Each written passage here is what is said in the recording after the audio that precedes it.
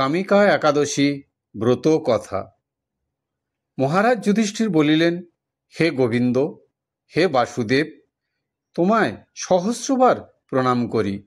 শ্রাবণ মাসের কৃষ্ণপক্ষিয়া একাদশীর নাম কি এবং তাহার মাহাত্ম্যই বা কি, তাহা সবিস্তারে বিবৃত করুন। ইহা শুনিবার জন্য আমার বড়ই কৌতূহল জন্মে আছে।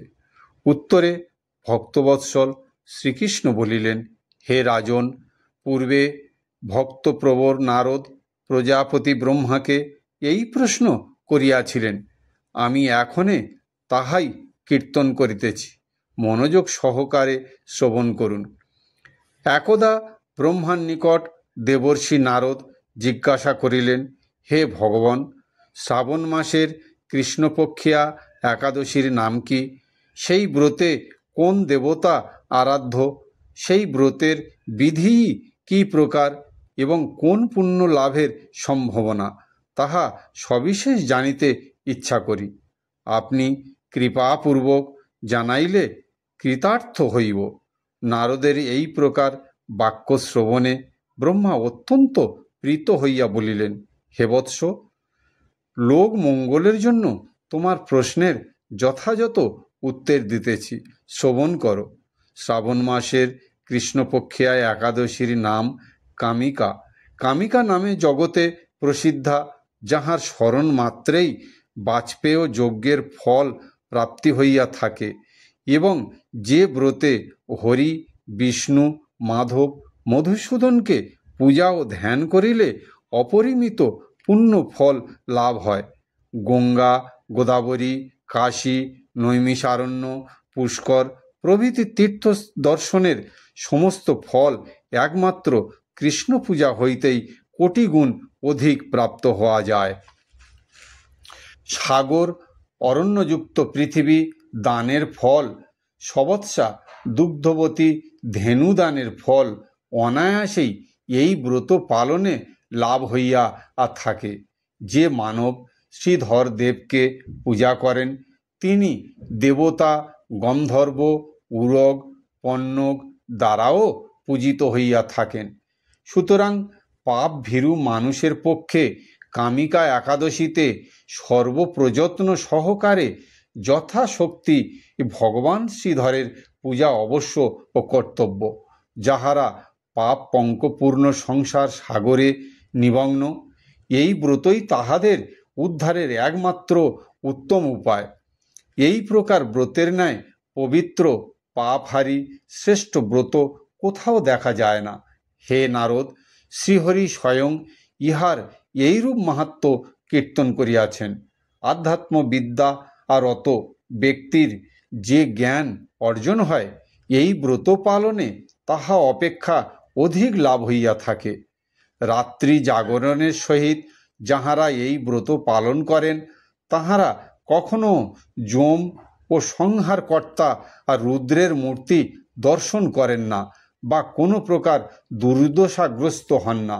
এই ব্রত পালনকারী কখনো নির্জনী প্রাপ্ত হন না। যোগীগণ এই ব্রত উপবাসের ফলে ঈশ্বর সাজস্য মুক্তি পর্যন্ত লাভে সমর্থ হন।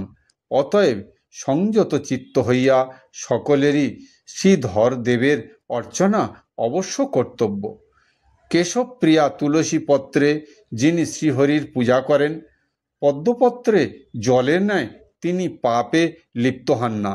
এক ভার সুবর্ণ ও চতুর্গুণ রৌপ্যমূল্যের উপকরণ দ্বারা পূজায় যে ফল লাভ করা যায়, মাত্র একটি তুলসী দল দ্বারা পূজনে সেই ফল প্রাপ্ত হওয়া যায়। তুলসী পত্র দ্বারা পূজনে ভগবান বিষ্ণু যেরূপ সন্তুষ্ট হন, রক্ত, মৌক্তিকে, বৈদুর্য বা প্রবলাদি দ্বারা সেইরূপ প্রীত হন না। যিনি কেশবকে তুলসী মঞ্জরি সহিত পূজা করেন, তাহার আজন্ম পাপ ক্ষপ প্রাপ্ত হয়।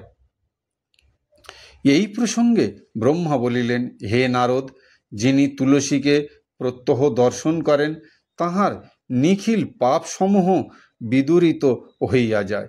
যিনি তাহাকে স্পর্শ করেন, তাহার পাপ মলিন দেহ পরিত্রিকিত হয়। তাহাকে প্রণাম করিলে রোগসমূহ দূরীভূত হয়। তাহার মস্তকে জল সিঞ্চন করিলে যমও তাহার নিকটে আসিতে ভয় করেন। শ্রীহরির চরণে তুলসী অর্পিত হইলে ভগবত সান্নিধ্য লাভ হয় এবং বিমুক্তি অর্থাৎ ভক্তি ফল প্রাপ্তি হয়। অতএব হে কৃষ্ণ ভক্তি প্রদায়িনী, তোমায় প্রণাম করি। যে ব্যক্তি হরিবাসরে ভগবানের সম্মুখে দীপদান করেন, চিত্রগুপ্ত তাহার পুণ্যের সংখ্যা গণনা করিতে পারে না এবং তাহার স্বর্গস্থ পিতৃপুরুষগণ দেবতা সহ সম্যগ্রূপে তৃপ্ত হন। তিল তৈল বা ঘৃত সিক্ত দীপদানের ফলে সেই ব্যক্তি শতকোটি দ্বীপে পূজিত হইয়া সর্বলোকে গমনাগমন করিতে পারেন। শ্রীকৃষ্ণ বলিলেন, হে রাজন, আমি আপনার নিকট সর্বপাতক হারিণী কামিকা মাহাত্ম্য বর্ণন করিলাম।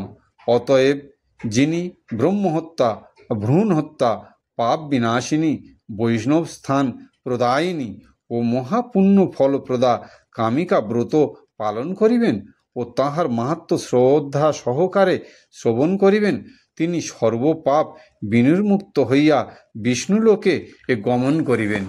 হরে কৃষ্ণ কৃষ্ণ কৃষ্ণ হরে হরে, হরে রাম রাম রাম হরে হরে। হরি বল, হরি হরি বল, হরি হরি বল, হরি।